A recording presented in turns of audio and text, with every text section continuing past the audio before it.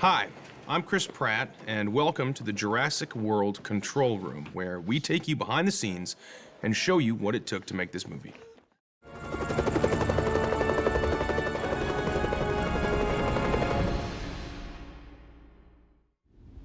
There's an American Navy man here, part of a research program one of my companies is running. Owen Grady. I know who he is.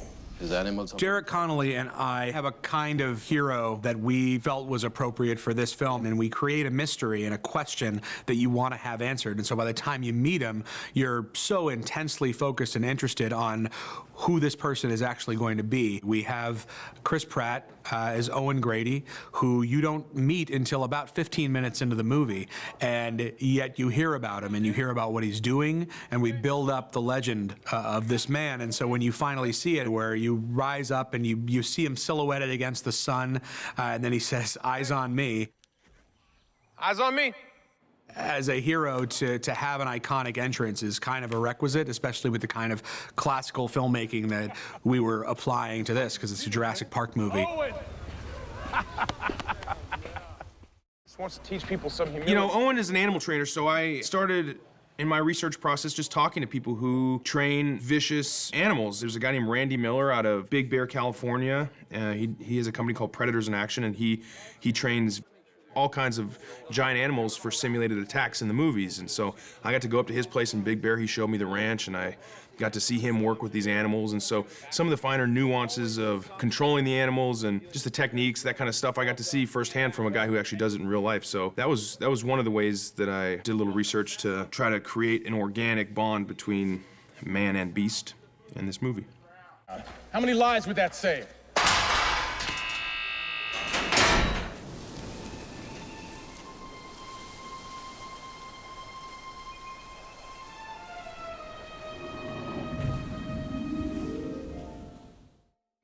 One of the goals with the film was to create a ride that kids and adults could go on and have a very intimate, up-close experience with the dinosaurs. So what was created was the gyrosphere, and it always was a sphere, and it always moved around in a ball, but it never made sense. Up until the very end, we never really asked the question, how does this work? Like, how does this actually function? And if this was in our real world, what's making this move forward? We kind of reverse engineered it, and we went back to the fundamentals of this ball of glass and a wheel on the bottom that was able to articulate in any direction, and a tire that could, with traction, that would move this thing forward.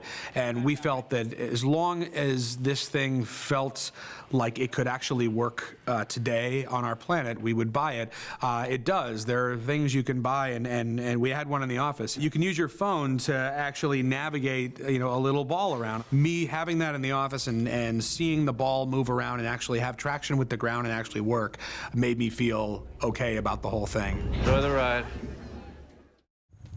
Here we go.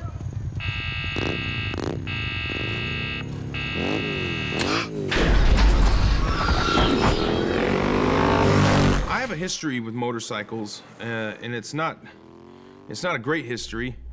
I fall off them all the time. I've never been a great motorcycle rider.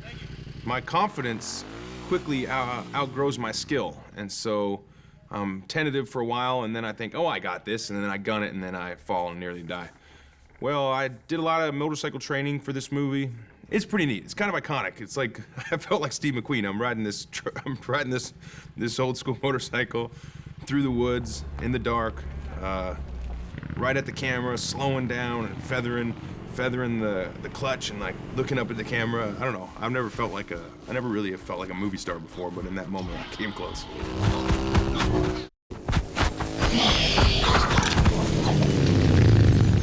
We have a sequence that we called Zero Dark Raptor, and that to me was a kind of aesthetic that I know largely from playing video games. You know, there's a look that we have in Call of Duty of moving forward, looking through a kind of grainy video aesthetic with cameras that have been mounted to the heads of these animals as they track down and kill humans. And we thought it would be as scary as it is for me to play horror video games, to only have the sequence rely on the perspectives of either the people or the animals that were coming to kill them, which we shot in the jungle in Hawaii. We had a lot of different methods, honestly, because we weren't exactly sure which one was going to work. But the stuff that worked really worked. And it felt like these guys were getting taken down by something that was alive. And I think there is a true sense of fear and surprise and shock because it feels so just sloppy and dirty and disorienting, the way that I think it would feel if these animals were coming at you from all different directions. And that was really our goal with everything. If it wasn't truly horrifying, it went out, and we found that actually a shorter version of the sequence was better. We didn't use any music. We kept it silent with only the sounds of blood-curdling death and the screams of hungry raptors.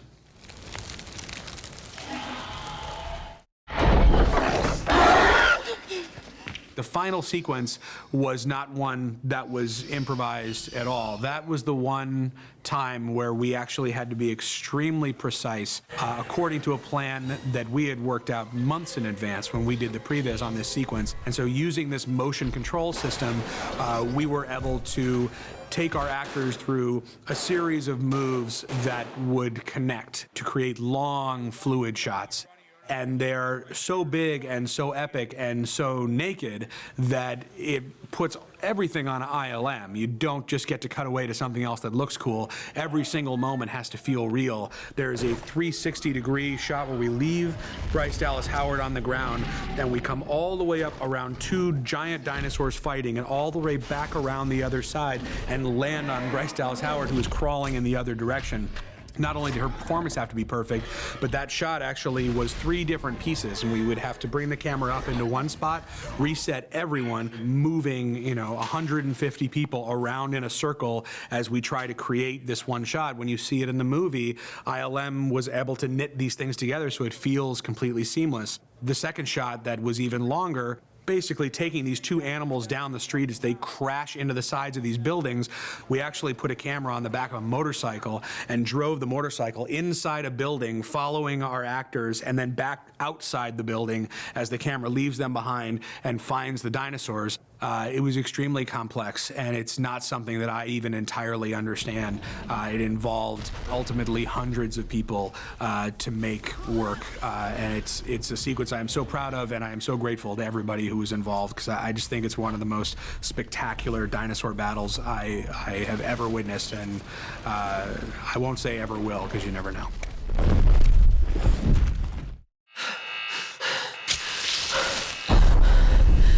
Derek Connolly and I had to find a way to do something that would be as visceral and intense and scary and awesome as the ending of Jurassic Park. We learned from Steven Spielberg, and Steven knows better than anyone how to withhold information and to withhold some of the pleasures that exist in the context of a movie until the right moment. And what we knew we had is who I consider both the all-time villain and the all-time hero of Jurassic Park in the Tyrannosaurus Rex. We also needed to combine that with a moment of victory and a brave, heroic move from Claire, who I considered to be the main character of the film, because it's her emotional arc that we're following.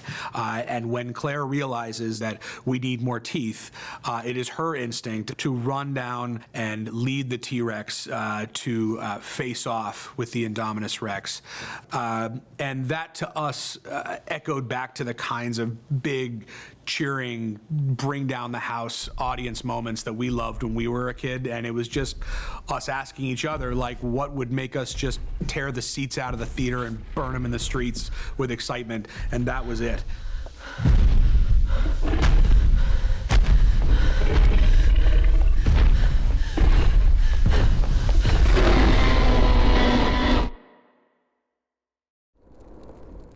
Seeing it on screen, it's movie magic. And in the process of making it, there are moments that are very surreal, and you have a lot of fun, but like anything, like a magic act in Las Vegas, it's work. It's work, it's preparation, and to pull it off and to have your audience captivated is the result of thousands of people coming together to make something that's really extraordinary Bye.